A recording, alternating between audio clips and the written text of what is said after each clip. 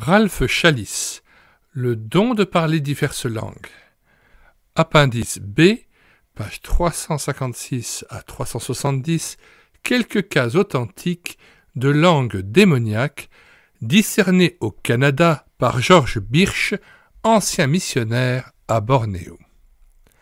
Note de l'auteur à la 2e édition. Je désire préciser que je ne suis pas l'auteur du texte qui suit. Celui-ci est une traduction aussi exacte que possible d'une correspondance en langue anglaise rédigée par George A. Birch, ancien missionnaire en Indonésie et depuis 1972 à la retraite au Canada. Certains me demandent d'en modifier le vocabulaire ou même la théologie, de ne pas admettre, par exemple, la notion d'envoyer des démons dans l'abîme. Quoi qu'il en soit bien question dans Luc chapitre 8, verset 31. Pourtant, je ne peux que respecter le texte d'un auteur frère tel que je l'ai reçu. Je demande seulement à mon lecteur de reconnaître qu'il s'agit dans cet appendice du témoignage indépendant d'un homme à qui Dieu a confié un ministère particulier. On m'a reproché qu'en citant ici le texte de George Birch, j'enseigne inévitablement que toute expression en langue inconnue est essentiellement diabolique.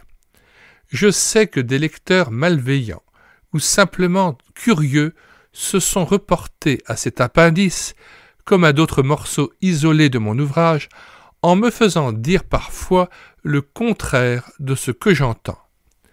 Celui qui me lit sérieusement saura cependant très bien que je crois, comme George Birch lui-même d'ailleurs, à un don véritable des langues, selon 1 Corinthiens 12, verset 10, et 28, et chapitre 14, verset 39.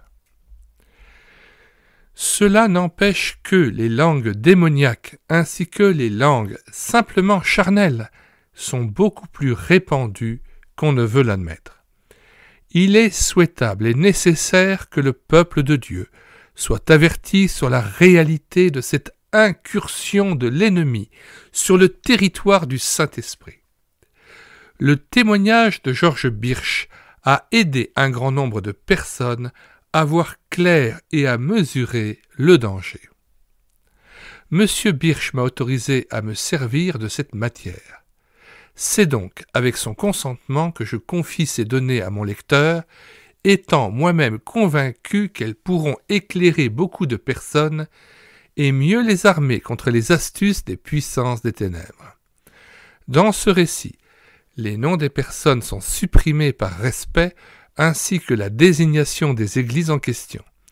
Monsieur Birch m'a cependant confié des enregistrements et des autographes de certains des cas cités. Son témoignage est, à mes yeux, de la plus haute fidélité. Monsieur Birch m'apprend également qu'il est en train de sortir un livre en anglais sur l'action démoniaque et la victoire par Christ. Ralph Challis. Texte de George Birch. Au cours des 10 dernières années que nous avons passées comme missionnaires dans l'ouest de Bornéo, en Indonésie, en note 1, c'est-à-dire au milieu d'une population non chrétienne, mon épouse et moi-même avons fait plusieurs fois l'expérience de chasser des démons au nom du Seigneur Jésus-Christ. De retour au Canada depuis le début de 1972, nous avons vu, ici même au Canada, beaucoup de personnes se disant pourtant chrétiennes, délivrées d'une invasion entre guillemets démoniaque. Parmi celles-ci, nous avons jusqu'à présent, mars 1983, note 2 selon la dernière communication de George Birch de cette date. Nous avons eu jusqu'à présent affaire à non moins de 147 cas de langue entre guillemets, dont 144 se sont avérés d'une origine démoniaque incontestable. Dans tous ces cas, nous avons éprouvé les esprits, entre guillemets, selon la parole de Dieu. La délivrance de ces personnes est manifestement l'œuvre du Seigneur et c'est un prodige à nos yeux. Les 3 exceptions, me dit M. Birch, sont peut-être elles aussi d'origine satanique. Parmi les 3 cas, il y a eu celui d'un homme qui affirmait qu'il nous serait impossible d'éprouver l'esprit puisque c'était lui-même qui parlait, entre guillemets, l'homme et non l'esprit. Avant d'en dire plus, je désire déclarer que je ne nie pas la possibilité d'un véritable don des langues inspiré du Saint-Esprit. C'est ce que je comprends en lisant 1 Corinthiens 12, 13 et 14, etc. Mais nous avons été amenés à croire qu'il existe beaucoup de fausses langues, de contrefaçons, des langues parlées par des démons qui sont entrés dans des individus et en ont fait leur demeure. Parfois, la personne interrogée était sûre que son don des langues venait du Saint-Esprit et qu'il était authentique. Mais toutes ces personnes ont accepté de soumettre leur don à un examen scripturaire, c'est-à-dire conforme aux Écritures et aux recommandations de l'apôtre Jean dans 1 Jean chapitre 4, versets 1 à 6, dont nous rappelons brièvement le propos au verset 1. « Bien-aimés, n'ajoutez pas foi à tout esprit, mais éprouvez les esprits pour savoir s'ils sont de Dieu, car plusieurs faux prophètes sont venus dans le monde. Reconnaissez à ceci l'Esprit de Dieu. Tout esprit qui confesse Jésus-Christ venu en chair est de Dieu. Et tout esprit qui ne confesse pas Jésus n'est pas de Dieu. C'est celui dans l'Antéchrist dont vous avez appris la venue et qui maintenant est déjà dans le monde. » Verset 3. Retour au texte. Certains de ces démons étaient entrés en elle par l'imposition des mains, dans des églises ou dans des retraites, dans certains cas par des hommes mondialement réputés. On pense parfois qu'il est impossible à un chrétien d'avoir, entre guillemets, un démon, car, dit-on, un démon ne peut pas cohabiter avec le Saint-Esprit.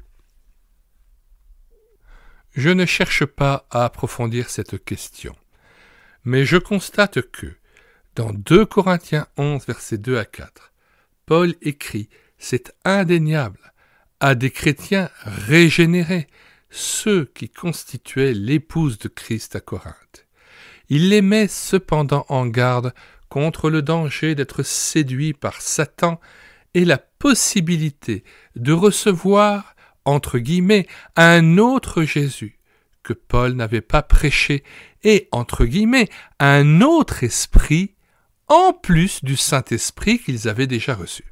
Nous-mêmes, nous avons rencontré ces 2 phénomènes chez des chrétiens qui avaient été séduits par Satan.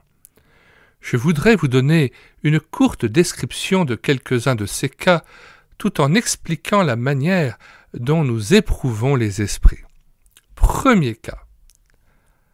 A, entre guillemets, pour éviter de nommer une personne explicitement, A est venu nous voir en nous demandant d'éprouver l'esprit de sa langue, entre guillemets.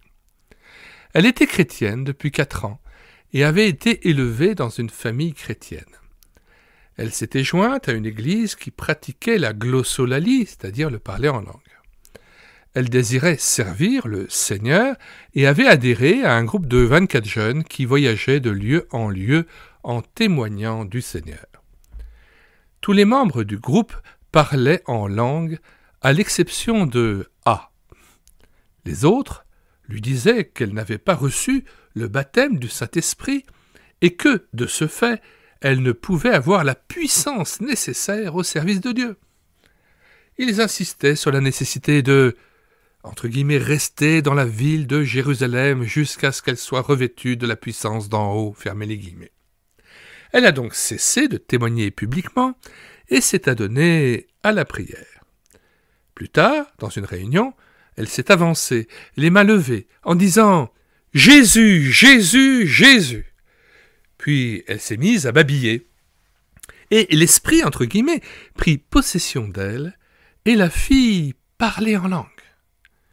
Tout le monde criait et se réjouissait de ce que A avait reçu le baptême du Saint-Esprit. Or, A avait entendu dire qu'il existait une contrefaçon démoniaque du don des langues. Elle avait également entendu dire que l'esprit de la langue, entre guillemets, devait être éprouvé. Quand elle est venue nous demander conseil, elle nous a dit que quelques membres de son groupe étaient maintenant esclaves de la drogue et que d'autres étaient en prison. Quand je lui ai demandé combien d'entre eux continuaient à marcher avec le Seigneur, elle m'a répondu qu'elle n'en connaissait aucun. Elle a avoué être elle-même affligée par le mensonge, par des accès de colère et des pensées de blasphème. J'ai alors expliqué à A comment nous procéderions pour éprouver l'esprit. Il fallait qu'elle parle en langue, en laissant l'esprit utiliser librement sa bouche. Elle était d'accord pour que je parle à l'esprit et que je lui pose la question. Reconnais-tu que Jésus-Christ est venu en chair ? Elle a promis de ne pas répondre elle-même, mais de laisser l'esprit répondre à sa place en anglais, sa langue et celle de l'interlocuteur. A se mit donc à parler en une langue qui est sortie en un flot abondant. J'ai alors posé la question. « Esprit de la langue, confesses-tu que Jésus-Christ est venu en chair ?» Quand j'eus posé la question à plusieurs reprises, l'esprit s'écria en anglais « Non, non !» J'ai alors regardé A droit dans les yeux et j'ai commandé au démon, au nom du Seigneur Jésus-Christ, de dire son nom. Voici la réponse donnée par l'esprit. Lucifer et 3 associés, Saul, Démétrius, Judas. Le démon alors s'écria « Je te hais, je te hais !» Au même instant, A essaya de me saisir à la gorge et de m'étrangler. Mais elle en fut empêchée quand j'invoquai l'autorité et la protection de notre Seigneur. Luc chapitre 10, verset 19. Elle n'a plus insisté. Les démons ont été liés au nom du Seigneur Jésus-Christ. Je leur ai ensuite ordonné de répondre à cette question. Dites-moi, quand êtes-vous entrés en elle ? Je suis venu au nom de Jésus le 17 août au cours d'une réunion. J'ai alors commandé à ce démon, Lucifer, au nom du Seigneur Jésus-Christ, de nous dire en quoi consistait son travail. Voici sa réponse. L'aveugler sur la vérité. J'ai pris possession de la langue de A. Je suis le Tout-Puissant. Nous lui avons alors ordonné de la relâcher au nom du Seigneur Jésus-Christ et avec la parole de Dieu. Reconnaissant que c'était un démon envoyé par Satan, il avait avoué avoir été envoyé par le diable, A l'a répudié. Elle déclara qu'elle appartenait à Christ. Elle annula, par le nom du Seigneur Jésus-Christ, toute l'emprise qu'elle avait jamais accordée à Satan. Les démons furent amenés à reconnaître leur défaite devant notre Seigneur, et nous leur avons ordonné de sortir d'elle et d'aller dans l'abîme. Elle fut libérée, et elle loua Dieu de l'avoir délivrée de ces démons. Il faut noter que les démons emploient toujours la première personne pour parler d'eux-mêmes et la troisième pour parler de la personne possédée ou envahie. Ce phénomène nous permet d'identifier d'une façon très claire la présence de démons. Remarquez que le démon qui était en A a dit, entre guillemets, l'aveugler, elle, sur la vérité. J'ai pris possession de la langue de A, fermez les guillemets. Il était évident que ce n'était pas elle qui parlait, mais une autre personne qui faisait allusion à elle en tant que A ou, entre guillemets, elle, E2LE, fermez les guillemets. Certains répondront: quand nous demandons du pain à Dieu, il ne nous donne pas une pierre. C'est un péché de douter. Ou bien, si un homme donne un diamant à une jeune fille, elle ne va pas aussitôt chez le bijoutier pour savoir s'il est authentique. Il ne faut pas mettre l'esprit à l'épreuve. Pourtant, Dieu nous a commandé d'éprouver les esprits, 1 Jean 4, versets 1 à 3, passage que nous avons lu précédemment, et que je vous invite de relire et de re-relire. Et il nous a mis en garde contre les contrefaçons.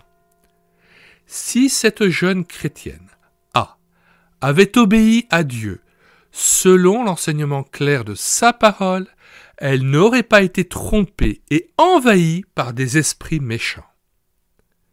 Voici, à mes yeux, quelques-unes des erreurs commises par A. Premièrement, les dons spirituels sont accordés selon la volonté de Dieu et c'est lui qui donne en partage à chaque homme individuellement le don de son choix. 1 Corinthiens 12, verset 11. Entre guillemets, tous parlent-ils en langue? 1 Corinthiens 12, verset 30, exige une réponse négative. Nous sommes exhortés à aspirer ardemment aux dons les meilleurs. A a réclamé le don des langues. Elle a recherché un don, et non celui qui donne et sa volonté. Je le répète. Elle a recherché un don en réclamant le don des langues, et non celui qui donne et sa volonté. Deuxièmement, elle a cherché ce don par le moyen d'une vaine répétition du nom de Jésus. Souvenez-vous, elle a dit « Jésus, Jésus, Jésus ». Troisièmement, elle n'a pas accordé au Seigneur Jésus-Christ ses justes titres. Entre guillemets, personne ne peut appeler Jésus Seigneur si ce n'est par le Saint-Esprit. 1 Corinthiens 12, versets 1 à 3. Il existe d'autres esprits qui s'attribuent le nom de Jésus. Dans le cas de A, c'est un démon qui a répondu à sa demande. Quatrièmement, elle s'est soumise passivement à la puissance qui s'emparait de sa langue. Elle a commencé à babiller, et c'est alors qu'un démon a pris le contrôle de sa langue. C'est ainsi que Lucifer a pu dire « J'ai pris possession de la langue de A ». Dans son livre « La guerre aux saints », Madame Penn Lewis dit que, entre guillemets, la soumission passive est la loi de la possession démoniaque, mais que la coopération active est la loi du Saint-Esprit. J'ai entendu citer Romains chapitre 13 verset 2. Celui qui s'oppose à l'autorité résiste à l'ordre que Dieu a établi par certains qui exhortent les croyants à ne pas résister à, entre guillemets, l'autorité ou à, entre guillemets, la puissance. Ils veulent dire par là de se soumettre passivement à la puissance qui cherche à s'imposer en supposant qu'il s'agit du Saint-Esprit. Mais le Saint-Esprit ne travaille pas de cette façon. Beaucoup sont séduits par ce faux argument. Paul parle des autorités civiles dans ce passage. Cela est évident pour celui qui se donne la peine de l'examiner. Deuxième cas. B. Une jeune fille de 18 ans, lycéenne, parlait en langue depuis 6 mois lorsqu'elle nous a rencontrés. Elle croyait avoir le don authentique des langues. Elle a pourtant accepté de soumettre sa langue à l'épreuve. À ce moment-là, elle entendit une voix au-dedans d'elle qui disait « Non, ne le fais pas !» Elle comprit alors qu'elle était sous l'influence de démons et demanda que nous éprouvions sa langue. L'esprit de la langue s'appelait Jacob. Nous lui avons dit « Jacob, nous te commandons, au nom du Seigneur Jésus-Christ, d'interpréter en anglais les paroles de la langue. » L'esprit répondit en anglais, « Quelqu'un va mourir. »« Qui t'a envoyé ?»« Jésus. »« Ah, quel Jésus ?»« Un Jésus de Satan. » Ce démon fut chassé au nom du Seigneur Jésus-Christ. Il s'est avéré qu'il y avait encore d'autres démons en elle, que nous avons également pu chasser. B a ensuite loué le Seigneur de l'avoir délivré par le nom du Seigneur Jésus-Christ. Troisième cas. C, un jeune étudiant dans une école biblique, se trouvait dans une famille qui fréquentait une église pratiquant la glossolalie. La maîtresse de maison lui dit « Il me semble que vous avez envie de posséder une plus grande mesure du Saint-Esprit. » C souhaitait depuis quelque temps parler en langue. Il a donc répondu affirmativement. Puis elle lui a demandé « Voulez-vous que je vous impose les mains et que je prie pour que vous soyez oints du Saint-Esprit » C a consenti et elle l'a fait. Le lendemain, C a commencé à parler en langue. Et il en était très heureux. Plus tard, cependant, des problèmes ont surgi. C'est ce qui l'a décidé à venir nous demander d'éprouver l'esprit de sa langue. Nous avons donc procédé de la même manière que celle décrite dans le premier cas. Quand j'ai posé la question « Confesses-tu que Jésus-Christ est venu en chair ?» l'esprit n'a pas répondu. Nous en avons conclu que ce n'était pas un bon signe et avons décidé ensemble de commander à l'esprit, au nom du Seigneur Jésus-Christ, de s'avancer et de donner son nom. En réponse à cet ordre, le démon a avoué que son nom était Démas.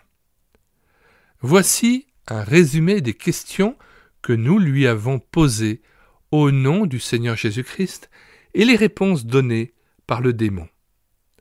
Mon épouse en a pris des notes pendant l'interrogatoire. C entendait les réponses comme des pensées qui lui venaient à l'esprit, c'est-à-dire qui se présentaient à sa conscience, et il nous les transmettait immédiatement. Quel est le nom de l'esprit de la langue ? Démas. Combien d'esprits de langue y a-t-il en lui ? 3. Les deux autres étant Luc et Philippe. Quel est le but du parler en langue que nous venons d'écouter ? Dieu est menteur, Dieu est un escroc, Dieu est un voleur. Nous leur avons alors ordonné d'admettre qu'ils étaient, eux, menteurs et voleurs. Ils l'ont reconnu. Dans ce jeune homme, il y avait un faux Jésus, un faux Dieu qu'il priait. Il n'appelait pas Dieu Père Céleste, mais chaque fois Dieu. Et il priait au nom de Jésus tout court. Il y avait également en lui un faux Saint-Esprit qui cherchait à le diriger en toutes choses. Nous avons chassé ces démons et d'autres encore au nom du Seigneur Jésus-Christ. Après cela, il se sentit libéré, son esprit clarifié, délivré de la confusion qui l'avait tourmenté auparavant.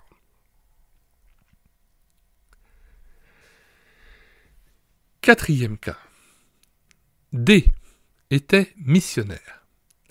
Elle avait un esprit de langue nommé Réhoboam, accompagné de deux associés nommés Achaz et Jézabel. Voici la transcription de quelques notes que nous avons prises sur ce cas. Toutes nos questions sont posées sous forme d'ordre donné au nom du Seigneur Jésus-Christ. C'est à lui qu'appartiennent la puissance et la gloire. Quand êtes-vous entrés en elle ? C'est elle qui a fait appel à nous dans une réunion de langue. Je suis un esprit de lumière. Êtes-vous 3 esprits de langue ? Oui, nous proférons des paroles d'adoration de notre Seigneur Satan. Comment êtes-vous entré en elle? Par l'imposition des mains des hommes qui dirigeaient la réunion. Le directeur principal de cette réunion était un prédicateur charismatique mondialement connu. Nous préférons ne pas donner son nom ici, selon les éditeurs. 5e cas, daté du 10 septembre 1973. Il s'agit d'une femme chrétienne. L'esprit s'est présenté sous le nom de Guri. Question. Qui t'a envoyé? Satan. Que signifient les mots que tu as dits en langue? Gloire à Dieu dans les lieux très hauts. Aimes-tu le Seigneur Jésus-Christ? Non, je ne l'aime pas. À quel moment es-tu entré en elle? Lorsqu'elle est venue à l'église de... Il a nommé une église de Vancouver, au Canada, qui pratiquait la glossolalie. Qu'est-ce que tu entends par « gloire à Dieu dans les lieux très hauts » ? Je voulais qu'elle se fie à moi. Tu essayais de la tromper? Oui, j'étais jaloux. Dieu l'avait bénie. Le démon a ajouté « J'ai semé le doute en elle. » Que signifie le mot « guri » ? Ce mot était le premier prononcé par l'esprit de la langue, tout en étant son nom. Il n'a pas de signification, c'est du charabia. Notons que eux, après avoir reçu la langue, entre guillemets, avaient eu quelques doutes et avaient demandé en priant à recevoir un plus grand vocabulaire si la langue était authentique. Cette nuit même, elle avait reçu la communication que Guri signifiait gloire. Il est à noter également que nous avons donné des ordres aux démons au nom du Seigneur Jésus-Christ et utilisé la parole de Dieu pour le condamner. Le démon a dû reconnaître qu'il était vaincu par notre Seigneur Jésus-Christ, par le sang de la croix. Il a été envoyé dans l'abîme par le nom du Seigneur Jésus-Christ. Sous l'influence du démon, eux avaient connu des accès de colère incontrôlables. Mais maintenant, délivrée, elle jouit d'une merveilleuse liberté ainsi que de la certitude d'avoir la victoire et une pleine autorité par le Seigneur Jésus-Christ. 6e cas. F était profondément engagée avec son mari dans les mouvements charismatiques et œcuméniques. Ce couple avait le sentiment qu'il n'était qu'un seul esprit avec les autres qui parlaient en langue, bien que bon nombre de leurs amis aient gardé une doctrine équivoque sur des questions fondamentales de la foi. Nous avons pu prouver que l'esprit qui animait F était faux, pour 5 raisons que nous verrons tout à l'heure. Pourtant, sur le plan religieux, il était extrêmement subtil. Lorsque nous posons à un esprit de langue, entre guillemets, la question « Confesses-tu que Jésus-Christ est venu en chair ?» nous ne considérons pas que la réponse « oui » soit suffisante. Nous insistons jusqu'à ce qu'il réponde textuellement « Jésus-Christ est venu en chair ». Or, ce démon se disait être le Saint-Esprit et se montrait peiné de ce que nous refusions de le reconnaître comme tel. Il a su répondre correctement sur tous les points. Jésus-Christ est venu en chair, le salut par le sang de Christ seul, etc. Il faut reconnaître que Satan a lui aussi appris certaines choses depuis que la Bible a été écrite. Pendant 3 jours consécutifs, nous avons enregistré sur bande les paroles prononcées en langue par cette dame. Nous avons pu les analyser et avons remarqué que le « parler » consistait en 12 sons ou mots distincts, pas plus, et qu'il présentait beaucoup de répétitions. Nous avons demandé à l'esprit de nous en donner la traduction en anglais, et la voici. C'est ici la vérité, il y a un seul Dieu vivant, tu l'adoreras lui seul.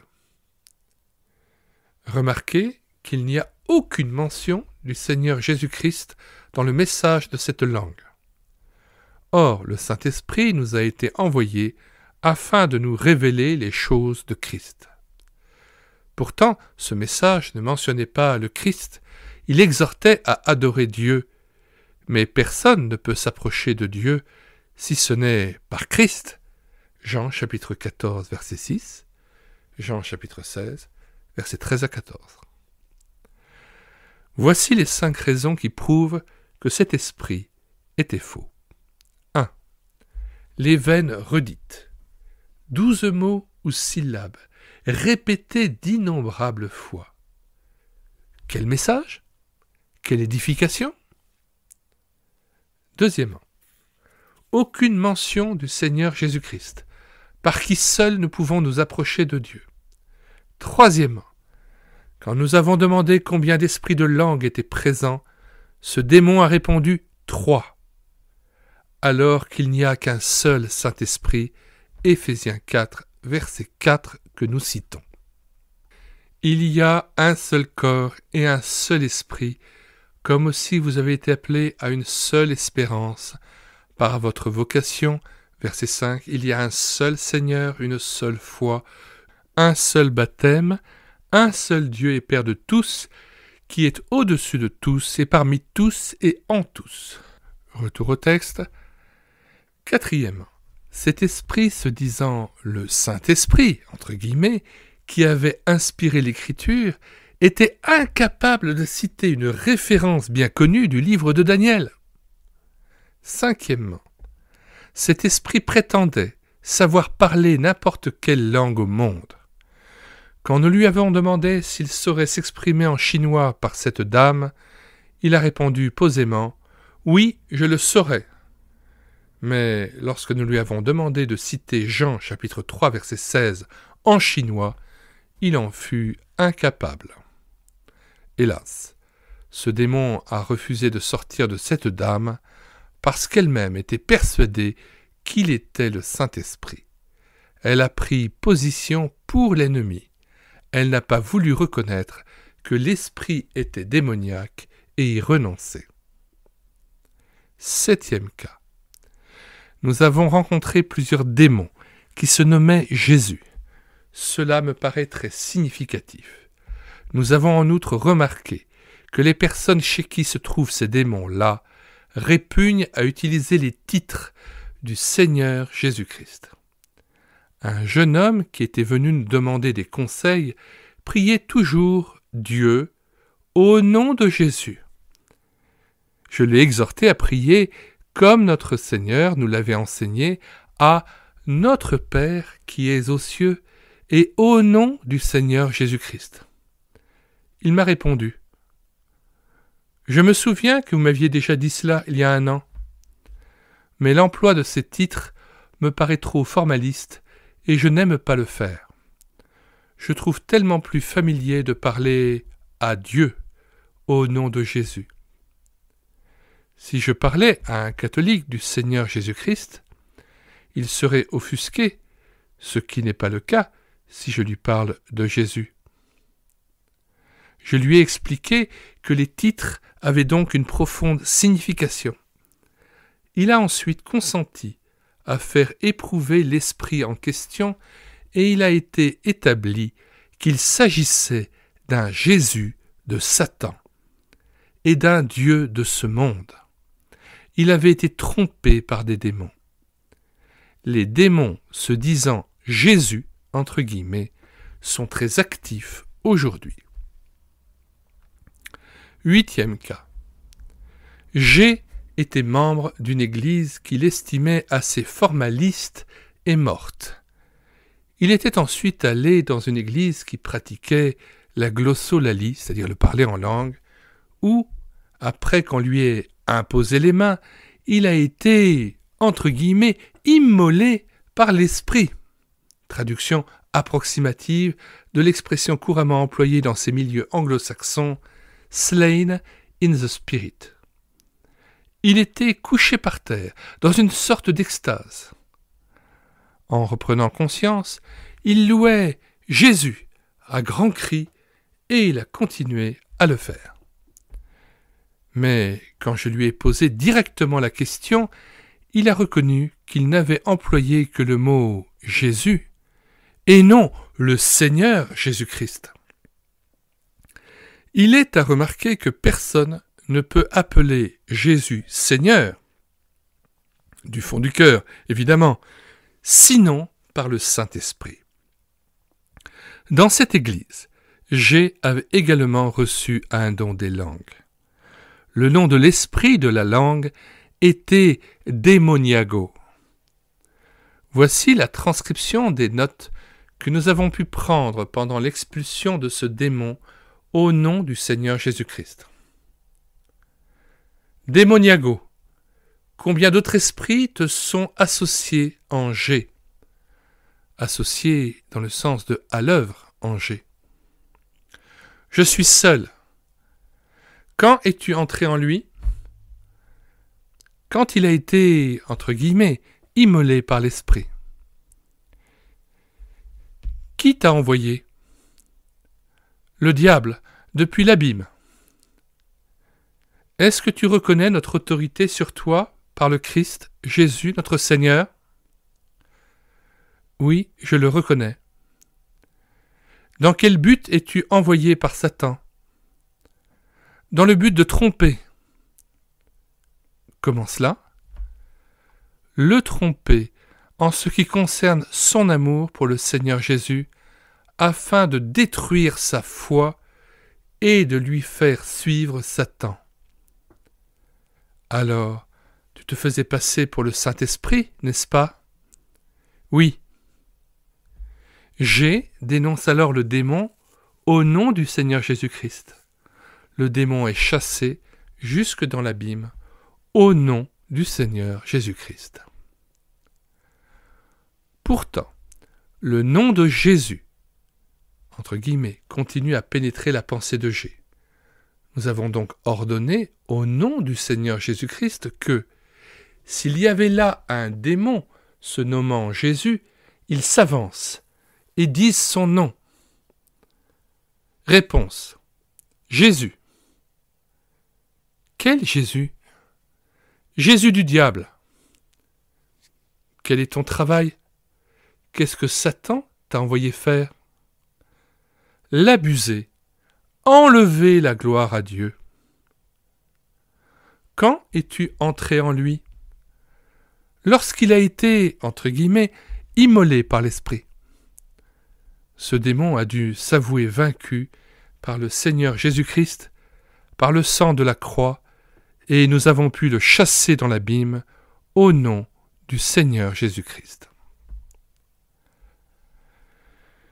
Pourquoi donner à Jésus ces titres?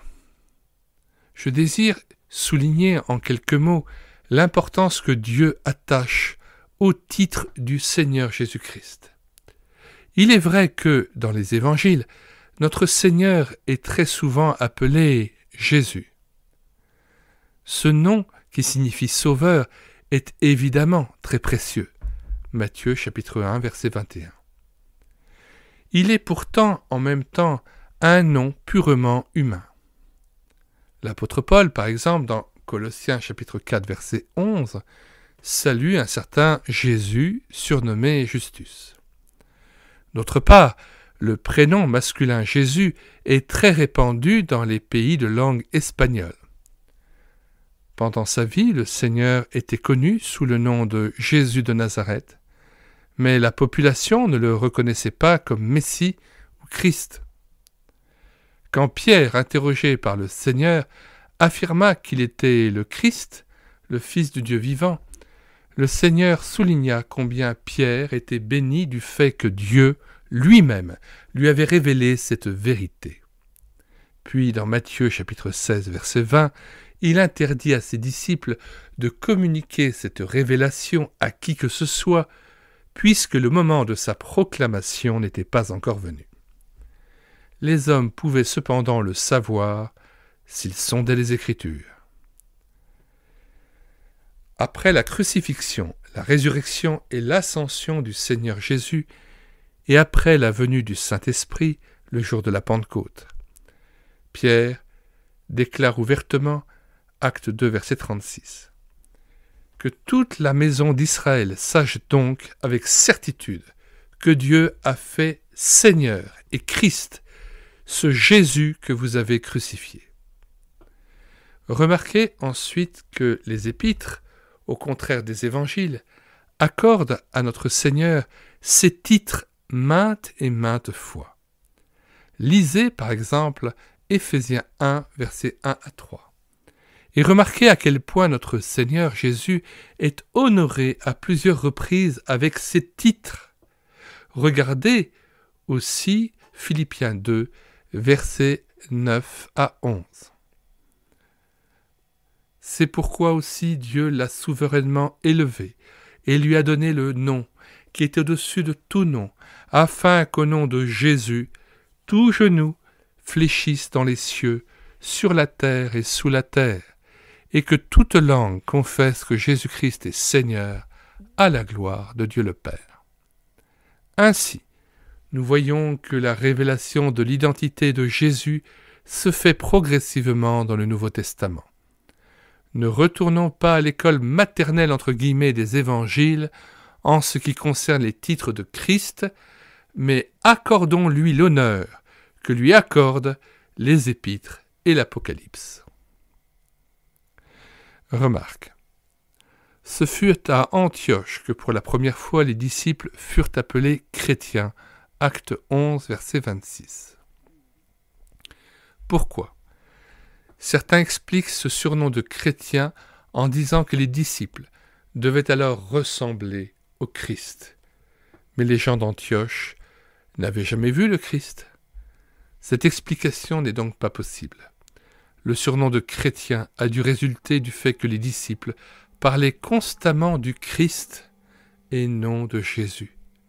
S'ils avaient parlé de Jésus, les gens d'Antioche les auraient certainement appelés le peuple de Jésus, les Jesus People. 9e cas. H et son épouse sont missionnaires. Nous les avons cependant trouvés profondément troublés, en proie aux tentations, à la dépression, au doute, à la peur, etc.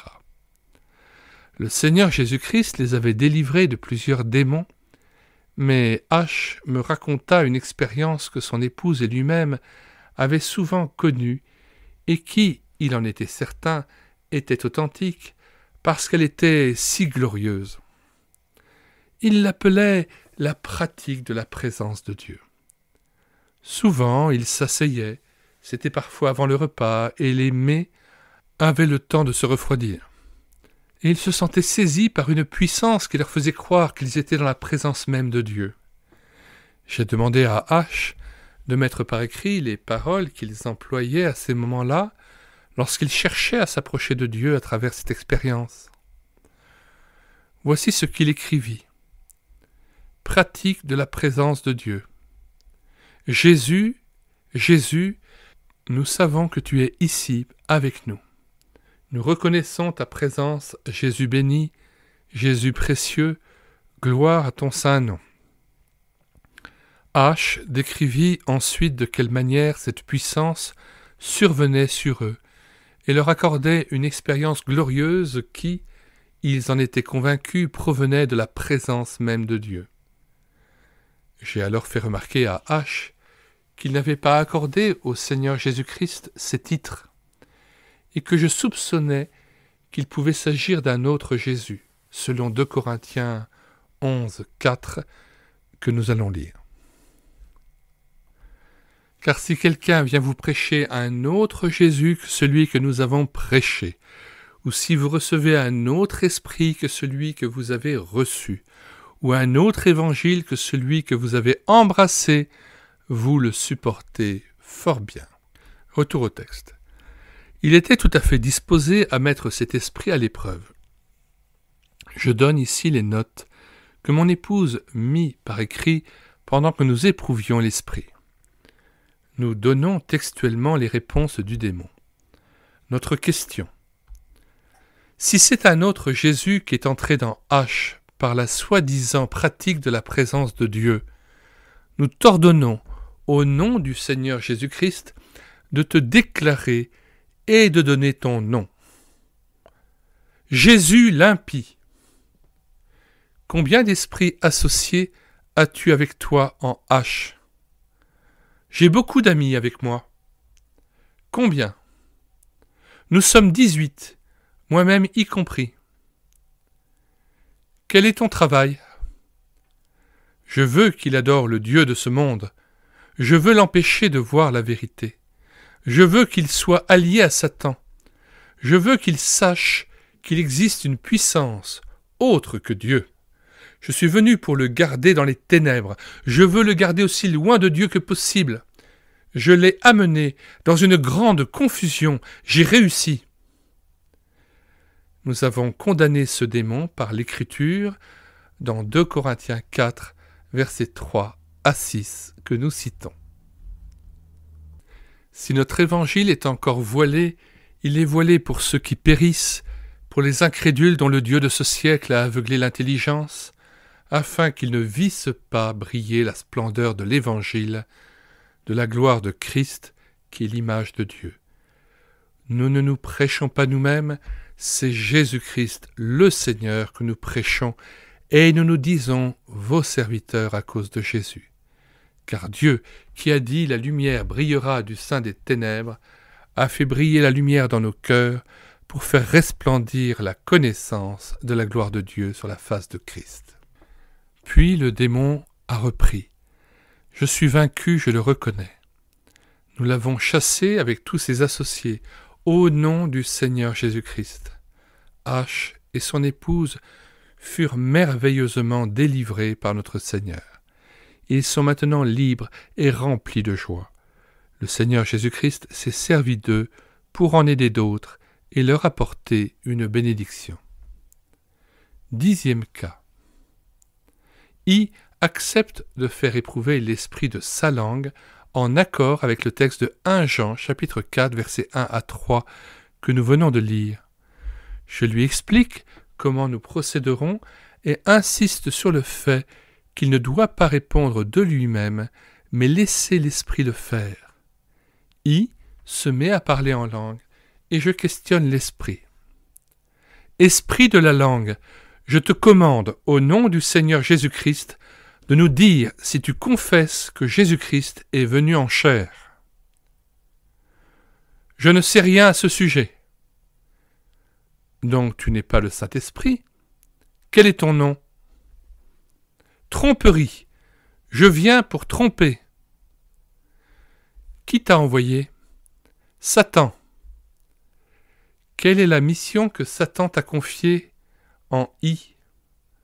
Le tromper en donnant au mensonge l'apparence de la lumière de la spiritualité. Dis-nous, était-ce une langue que tu parlais? Non. Veux-tu dire que ces paroles n'avaient aucune signification? Non. Tout cela n'est que tromperie. Quand es-tu entré en lui? Quand il m'a recherché. Quand cela? Quand il l'a reçu? Au nom du Seigneur Jésus-Christ, I a condamné ce démon, reconnaissant qu'il était envoyé par Satan. Le démon a été chassé dans l'abîme, au nom du Seigneur Jésus-Christ. 11e cas. Une jeune fille que nous appellerons J. Nous procédons de la même manière que précédemment. Tous les ordres sont adressés au démon, au nom du Seigneur Jésus-Christ. Confesses-tu que Jésus-Christ est venu en chair? Peut-être. Donc, tu ne le reconnais pas? Non. Donne-moi ton nom. Ying Tank? Qui t'a envoyé? Nous n'obtenons pas de réponse. Aimes-tu le Seigneur Jésus-Christ? Non, je le déteste, je le hais. Qu'est-ce que Satan t'a envoyé faire en J? Lui faire croire qu'elle est réellement quelqu'un, la rendre orgueilleuse, lui faire croire qu'elle est une chrétienne formidable. Mais elle ne l'est pas. Si, elle l'est. Non, elle ne l'est pas. Tu essaies de la détourner, c'en est assez. Elle n'est pas bonne. Est-ce que tu reconnais notre autorité sur toi par le nom de Jésus-Christ notre Seigneur? Oui. Le démon a été condamné et envoyé dans l'abîme au nom du Seigneur Jésus-Christ. 12e cas. K est membre d'une église pratiquant la glossolalie. Quand elle est venue nous voir, elle avait beaucoup de problèmes. Elle était pourtant prête à soumettre à l'épreuve l'esprit de la langue qu'elle parlait. Nous avons lu ensemble 1 Jean, chapitre 4, versets 1 à 3. Elle a consenti à ne pas répondre à mes questions d'elle-même, mais à laisser l'esprit de la langue répondre. Pendant qu'elle s'exprimait en langue, je me suis adressé à l'esprit de la langue en ces termes. « Esprit de la langue, au nom du Seigneur Jésus-Christ, je te demande, confesses-tu que Jésus-Christ est venu en chair? » Oui. Dans ce cas, tu dois le confesser en entier. Il ne suffit pas de dire oui. Je confesse qu'il est venu en chair. Mais tu n'as pas confessé que c'est Jésus-Christ qui est venu en chair. Tu n'es pas le Saint-Esprit. Quel est ton nom? Ézéchiel. Qui t'a envoyé? Dieu, Jéhovah. Je rejette cela, c'est un mensonge. Dieu n'a pas envoyé un esprit comme Ézéchiel pour parler par la bouche de K. J'ai alors aidé K à renoncer à ce démon en le dénonçant comme esprit de langue entre guillemets et non le Saint-Esprit. Mais lorsque j'ai ordonné à l'esprit de dire à quel moment il était entré en elle et en quoi consistait son travail, il n'a pas répondu. J'ai alors demandé à K si elle était convaincue que cet esprit était faux. Elle a répondu qu'elle n'était pas au clair car elle avait reçu, disait-elle, tant de bénédictions, d'assurances et de réconfort au travers de l'usage de cette langue entre guillemets. Nous avons alors prié tous les deux que Dieu éclaire sa pensée afin qu'elle comprenne la vérité. Je lui ai de nouveau expliqué que les démons ne veulent pas admettre que Jésus-Christ est venu en chair en notre faveur et que l'œuvre de Satan a été détruite. Hébreux 2, verset 14 que nous citons. Ainsi donc, puisque les enfants participent au sang et à la chair, il y a également participé lui-même, afin que, par la mort, il anéantit celui qui a la puissance de la mort, c'est-à-dire le diable. Et nous poursuivons verset 15, et qu'il délivra tous ceux qui, par la crainte de la mort, étaient toute leur vie retenus dans la servitude. Retour au texte. J'ai expliqué à nouveau que les démons n'aiment pas accorder à Jésus ses titres. Ils parlent d'un autre Jésus. Je lui ai dit que je savais que les esprits étaient très trompeurs, qu'ils donnaient des sensations très agréables. Beaucoup de personnes qui parlent en langue ressentent quelque chose de merveilleux pendant le temps de l'exaltation provoquée par la présence d'un esprit. Mais par contre, beaucoup d'entre elles se demandent pourquoi elles se sentent tellement déprimées et troublées à d'autres occasions. La plupart du temps, elles ne font pas de lien entre les deux phénomènes. Elles ne comprennent pas que les deux états proviennent de la même source. Georges Birch. Quelques années plus tard, après avoir rendu ce témoignage à Ralph Chalice, Georges Birch va écrire un ouvrage dont le titre sera « Le ministère de délivrance, moyen pratique pour contrer l'œuvre de Satan aujourd'hui ». Ouvrage écrit en 1989, épuisé et non réédité. Je l'ai acheté aux États-Unis, je l'ai fait venir en France, je l'ai traduit pour vous et je l'ai lu en audiobook intégralement sur cette chaîne YouTube à l'écouter sa parole. Et dans les commentaires de cette vidéo, je vous ai mis le lien gratuit de téléchargement de cet ouvrage, traduit en français, mais aussi l'ouvrage, si vous voulez, pouvez le télécharger aussi sur médiathèquechrétienne.fr en anglais dans la langue originale. Et notamment, dans ce ministère de délivrance qui va bien au-delà de la délivrance simplement de l'esprit de langue ou du parler en langue, au chapitre 8, il y a néanmoins un chapitre entièrement consacré à la délivrance des esprits de langue reçus à l'occasion des expériences pentecôtistes ou charismatiques. De très nombreux chrétiens étaient venus voir Georges Birch pendant son ministère afin d'éprouver l'esprit par obéissance à Dieu, selon 1 Jean 4, versets 1 à 6. N'ajoutez pas foi à tout esprit, mais éprouvez-les pour savoir s'ils sont de Dieu. Tout esprit qui confesse Jésus-Christ venu en chair est de Dieu. Tout esprit qui ne confesse pas Jésus-Christ venu en chair n'est pas de Dieu, c'est celui de l'Antéchrist. Et donc on voit dans ce chapitre 8 les différents exorcismes qu'il a pu pratiquer dans une relation de conseil, de cure d'âme, de relation d'aide qu'il a pu avoir avec ses chrétiens. Donc je vous invite vraiment à regarder dans les commentaires de cette vidéo tous les éléments, tous les liens que je vous ai donnés, soit vers des playlists, soit vers des ouvrages qui vous permettront d'être aidés par rapport à ces différents problèmes évoqués au cours de cette vidéo. Dans les commentaires de cette vidéo, nous mettons le lien de téléchargement gratuit de l'ouvrage de Ralph Challis, Le don de parler diverses langues, le lien d'accès à la playlist de la lecture audio de cet ouvrage, le lien d'accès à l'achat de l'ouvrage Si la trompette rend un son confus, condensé du livre Le don de parler diverses langues. Nous vous recommandons vraiment le livre de Georges A. Birch, Le ministère de délivrance, moyen pratique pour contrer l'œuvre de Satan aujourd'hui. Et nous vous signalons que nous en avons assuré l'audiobook intégral. Nous vous mettons donc le lien vers l'audiobook de l'ouvrage de Georges Birch, pasteur qui a éprouvé des centaines de parlers en langue. À chaque fois qu'il a éprouvé l'esprit de langue par lequel un chrétien s'exprimait en langue, il s'est avéré qu'il s'agissait de puissances démoniaques dont il a pu délivrer ces chrétiens qui avaient été pris dans les filets du charismatisme ou du pentecôtisme. On a même le témoignage dans le chapitre 8 de l'ouvrage, intitulé « Le test, la mise à l'épreuve du parler en langue », d'un pasteur qui parlait en langue et qui a pu être délivré d'un esprit de langue et qui ainsi a été affranchi d'une puissance occulte et infernale qui s'était emparée de lui par cette recherche trop égarée d'un esprit de langue.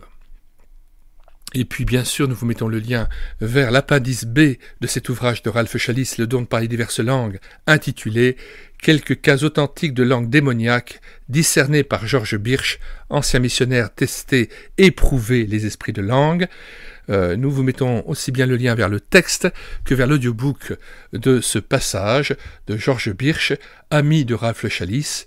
Et dans cet appendice B, bien Ralph Challis lui laisse la parole et le témoignage des expériences qu'il a pu vivre lors de cures d'âme et de séances d'entretien avec des chrétiens, au cours desquels il a pu affranchir des chrétiens affligés de cet esprit de langue et il a pu chasser les démons qui les avaient envahis et s'étaient emparés d'eux. Un ouvrage fort précieux aussi, celui de G.H. Lang, Les origines du parler en langue, et cet ouvrage s'intitule « D'où viennent ces langues ?» Eh bien, nous vous mettons le lien de cet ouvrage, le lien aussi vers l'audiobook de cet ouvrage que nous avons entièrement pris en charge sur cette chaîne YouTube « Elle écoutait sa parole », l'ouvrage de Fernand Legrand « Tout savoir sur le parler en langue ». Nous vous mettons le lien vers le téléchargement gratuit de cet ouvrage. Nous vous mettons aussi l'ouvrage en anglais comme en français, et ainsi que le lien vers l'audiobook de l'ouvrage que nous avons entièrement pris en charge afin de lutter encore contre cet esprit de langue qui est tellement pernicieux, qui est vraiment une invasion démoniaque dans les églises contemporaines et qui vient semer comme un cancer dans le corps de Christ. Et nous vous mettons le lien vers 2 playlists que nous avons développées dans la perspective de cette lutte contre ces hérésies, charismatisme ou christianisme, 63 vidéos et présentations d'ouvrages contre le renouveau charismatique et les dangers du parler en langue.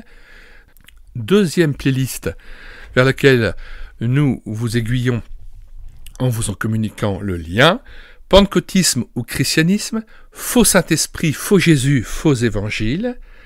Enfin, nous vous recommandons d'acheter l'ouvrage à la Maison de la Bible, occultisme ou christianisme. Mais nous avons pris en charge intégralement l'audiobook de cet ouvrage. Et enfin, nous avons sauvé de l'oubli l'ouvrage de H.E. Alexander ou Hugues-Édouard Alexander, pentecôtisme ou christianisme. Il n'est pas à vendre à la Maison de la Bible. Nous l'avons numérisé, nous l'avons mis à votre disposition sur le site internet médiathèque-chrétienne.fr. Nous vous en donnons le lien, ainsi que le lien de l'audiobook de cet ouvrage que nous avons pris en charge aussi. L'ouvrage aussi de Kurt Korsch, Le conflit des langues. Nous allons lire maintenant donc toute une série de textes vous mettant en garde sur les faux prophètes et les esprits séducteurs qui se présentent sous une apparence apparemment avantageuse. Et nous commençons bien sûr par le passage de 1 Jean 4, versets 1 à 6, l'ordre donné par Dieu, par la bouche de l'apôtre Jean, de tester tout esprit et de ne pas y faire confiance. Tout esprit qui confesse Jésus-Christ venu en chair est de Dieu, tout esprit qui ne confesse pas Jésus-Christ venu en chair n'est pas de Dieu, c'est celui de l'Antéchrist. Et donc je vous ai dit qu'à chaque fois qu'un serviteur de Dieu a testé l'esprit de langue pendant que quelqu'un se mettait à parler en langue, à chaque fois l'esprit a refusé de confesser Jésus-Christ venu en chair. Il faut que la personne se mette à parler en langue, qu'elle soit d'accord d'être testée, et qu'à ce moment-là, le pasteur ou le chrétien interroge l'esprit par lequel la personne parle en langue et lui pose la question « Esprit de parler en langue, confesses-tu Jésus-Christ venu en chair ?» Nous lisons donc ces différents passages qui avertissent dans la Bible des esprits d'égarement et de l'extrême danger de ne plus confesser l'Évangile tel que Paul le prêchait dans 1 Corinthiens 15, versets 1 à 6. Sinon, disait l'apôtre Paul, eh bien vous auriez cru en vain. Donc, certains chrétiens ont beau pavoiser en disant « je suis sauvé par la foi, je suis sauvé par la foi, je suis sauvé par la foi », si leur foi repose sur des éléments fautifs, sur des hérésies, eh bien, ce sont des hérésies de perdition qui les entraînent à la perdition, et toute foi qu'ils ont, eh bien, c'est une foi qui les conduit à la perdition, parce que ce n'est pas le vrai évangile qu'ils confessent, et non seulement ils se perdent eux-mêmes, mais ils perdent ceux à qui ils prêchent un faux Jésus, un faux Saint-Esprit et un faux évangile. C'est extrêmement grave. D'autant plus, je le répète, qu'il s'agit d'un esprit antéchrist qui déjà est dans le monde, qui déjà agit très activement dans les églises, et beaucoup de ces esprits se répandent dans les églises qui ne se disent pas ni pentecôtistes ni charismatiques. Et j'ai entendu même un pasteur de Paris qui venait du pentecôtisme, qui avait condamné certains excès du pentecôtisme et qui avait créé une autre église, mais qui ne se disait ni charismatique ni pentecôtiste.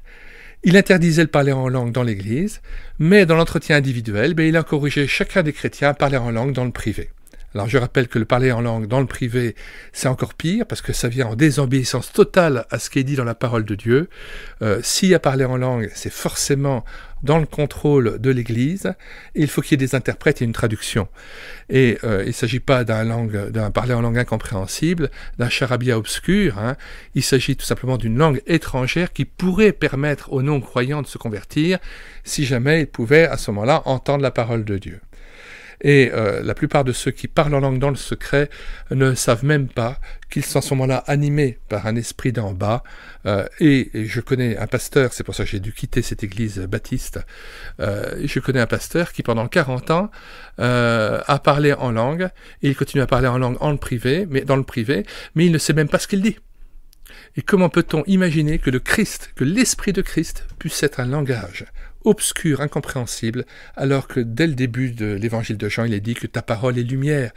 Logos, ça désigne avant tout un discours structuré. Le parler en langue est vraiment un discours décousu, sans sens, et qui s'oppose complètement à la parole de Dieu.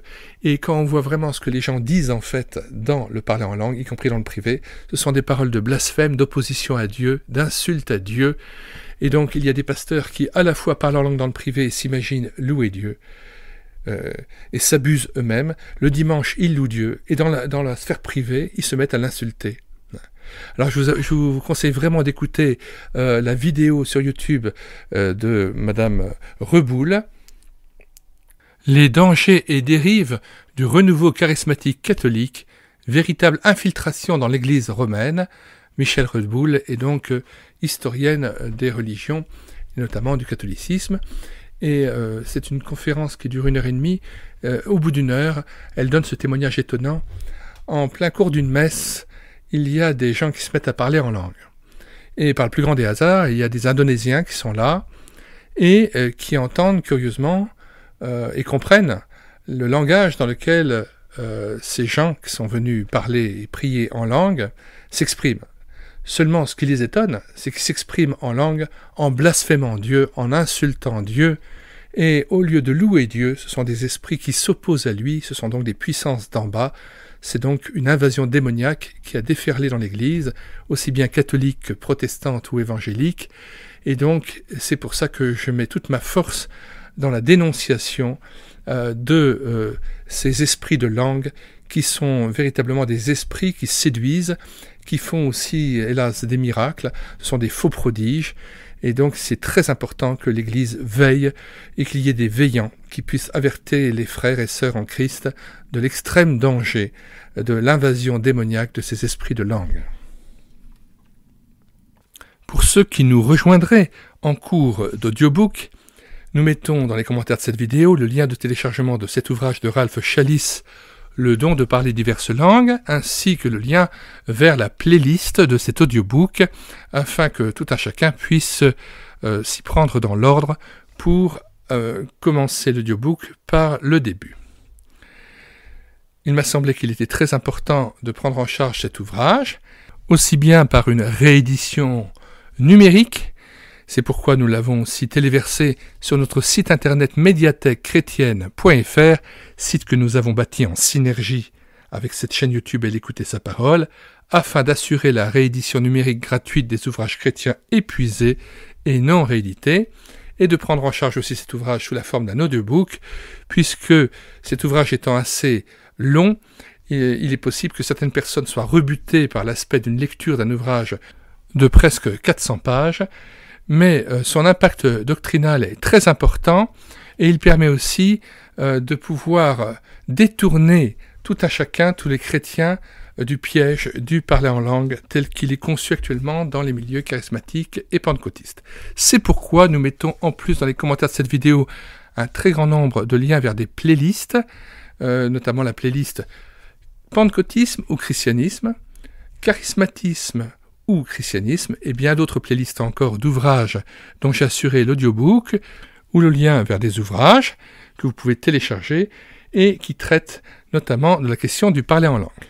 Parmi tous ces ouvrages, le plus important, il me semble, est celui de Georges Birch, le ministère de délivrance, et notamment le chapitre 8, qui a trait au test ou la mise à l'épreuve de l'esprit de langue, afin de savoir si cet esprit de langue confesse oui ou non Jésus-Christ venu en chair. Alors c'est pourquoi nous terminons à chaque fois toute lecture d'un chapitre de Ralph Challis par la lecture de 1 Jean 4, versets 1 à 6, sur l'ordre que Dieu donne à son peuple de tester tout esprit, de ne pas lui faire confiance, mais de l'éprouver pour savoir s'il est de Dieu. Si un esprit ne confesse pas Jésus-Christ venu en chair, c'est l'esprit de l'Antéchrist. Georges Birch, après avoir, pendant toute sa carrière de pasteur, d'évangéliste et de missionnaire, eu à tester, éprouver les esprits de langue, notamment vers la fin de sa vie, il n'a jamais vu un cas où l'esprit de langue confessait Jésus-Christ venu en chair, et à chaque fois, l'esprit de langue s'avérait être blasphémateur, un esprit qui s'opposait à Dieu et qui était ténébreux, et ce n'était pas un seul esprit qui se manifestait, mais généralement plusieurs esprits mauvais qui avaient envahi le corps, l'âme et l'esprit de la personne qui s'était prêtée à cet exercice insidieux, toxique et extrêmement dangereux de se parler en langue. 1 Jean 4, versets 1 à 6. Bien-aimés, n'ajoutez pas foi à tout esprit. On voit que c'est un ordre.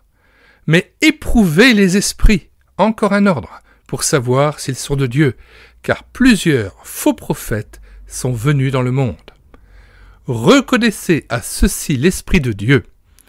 Tout esprit qui confesse Jésus-Christ venu en chair est de Dieu, et tout esprit qui ne confesse pas Jésus n'est pas de Dieu. C'est celui de l'Antéchrist, dont vous avez appris la venue et qui maintenant est déjà dans le monde. 4. Vous, petits enfants, vous êtes de Dieu, et vous les avez vaincus parce que celui qui est en vous est plus grand que celui qui est dans le monde. Eux, ils sont du monde. C'est pourquoi ils parlent d'après le monde, et le monde les écoute. Nous sommes de Dieu. Celui qui connaît Dieu nous écoute. Celui qui n'est pas de Dieu ne nous écoute pas. C'est par là que nous connaissons l'esprit de la vérité et l'esprit de l'erreur. Nous lisons d'autres textes très importants, Galates 1, versets 6 à 9 inclus. Je m'étonne que vous vous détourniez si promptement de celui qui vous a appelé par la grâce de Christ pour passer à un autre évangile. Non pas qu'il y ait un autre évangile, mais il y a des gens qui vous troublent et qui veulent renverser l'évangile de Christ. Mais quand nous-mêmes, quand un ange du ciel annoncerait un autre évangile que celui que nous vous avons prêché, qu'il soit anathème. Nous l'avons dit précédemment, et je le répète à cette heure, si quelqu'un vous annonce un autre évangile que celui que vous avez reçu, qu'il soit anathème. 1 Corinthiens 15, versets 1 à 6. Je vous rappelle, frères, l'évangile que je vous ai annoncé, que vous avez reçu, dans lequel vous avez persévéré, et par lequel vous êtes sauvés, si vous le retenez tel que je vous l'ai annoncé, autrement vous auriez cru en vain. Je vous ai enseigné avant tout, comme je l'avais aussi reçu, que Christ est mort pour nos péchés, selon les Écritures, qu'il a été enseveli et qu'il est ressuscité le 3e jour, selon les Écritures, et qu'il est apparu à Céphas, puis aux 12. Ensuite, il est apparu à plus de 500 frères à la fois, dont la plupart sont encore vivants et dont quelques-uns sont morts. 2 Corinthiens 11, versets 3 à 4. Toutefois, de même que le serpent séduisit Ève par sa ruse, je crains que vos pensées ne se corrompent et ne se détournent de la simplicité à l'égard de Christ. Car si quelqu'un vient vous prêcher un autre Jésus que celui que nous avons prêché, ou si vous recevez un autre esprit que celui que vous avez reçu, ou un autre évangile que celui que vous avez embrassé, vous le supportez fort bien. Et enfin, 2 Corinthiens 11, verset 13, « Ces hommes-là sont de faux apôtres, des ouvriers trompeurs déguisés en apôtres de Christ. Et cela n'est pas étonnant, puisque Satan lui-même se déguise en ange de lumière. Il n'est donc pas étrange que ces ministres aussi se déguisent en ministres de justice. Leur fin sera selon leur œuvre. » Chapitre 7, versets 21 à 23. « Ceux qui me disent « Seigneur, Seigneur » n'entreront pas tous dans le royaume des cieux, mais celui-là seul qui fait la volonté de mon Père qui est dans les cieux. Plusieurs me diront en ce jour-là, « Seigneur, Seigneur, n'avons-nous pas prophétisé par ton nom? N'avons-nous pas chassé des démons par ton nom? Et n'avons-nous pas fait beaucoup de miracles par ton nom? Alors je leur dirai ouvertement, « Je ne vous ai jamais connu, retirez-vous de moi, vous qui commettez l'iniquité. » Grande est la responsabilité des faux prophètes qui auront égaré par millions des jeunes chrétiens à peine sortis de leur péché et du monde pour les amener à un faux esprit, à un faux Jésus, à un faux évangile de la prospérité, à un évangile charismatique ou pentecôtiste, en leur faisant recevoir non pas l'Esprit Saint, mais un esprit antichrist, un esprit qui s'oppose à Dieu, qui blasphème Dieu, et qui les conduisent à mener un culte en secret chez eux, avec à parler en langue qu'ils ne connaissent même pas, qui est ténébreux, qui n'est pas intelligible, et qui est tout à fait le contraire, à l'opposé de la lumière de la parole de Dieu, qui elle est intelligible, compréhensible, claire. Et on a ainsi le spectacle désolant et ô combien affligeant d'une Église de Jésus-Christ, qui n'est plus animée par la foi et l'Évangile tel que Paul l'annonçait dans 1 Corinthiens, verset 15. La tendance actuelle est à l'union entre les fédérations comme la FEF et les pentecôtistes et charismatiques au sein d'une immense structure pour se sentir plus fort, qui est le CNEF, mais finalement on perd tout à vouloir faire une sorte d'unité aux dépens de la vérité, et il vaut mieux rassembler avec Christ, quitte à ne pas être forcément avec le groupe, mais au moins faire partie de ceux dont Christ disait « Mais quand le Fils de l'homme viendra, trouvera-t-il la foi sur la terre ?» Eh bien, prions Dieu pour que le Seigneur nous garde dans cette foi simple qui plaît au Seigneur Jésus, cet attachement inspiré par la simplicité de l'évangile de Jésus-Christ, que Jésus-Christ et son Esprit Saint nous gardent afin qu'on ne s'éloigne pas de sa parole, qu'on ne rajoute pas à sa parole et qu'on n'en retranche rien.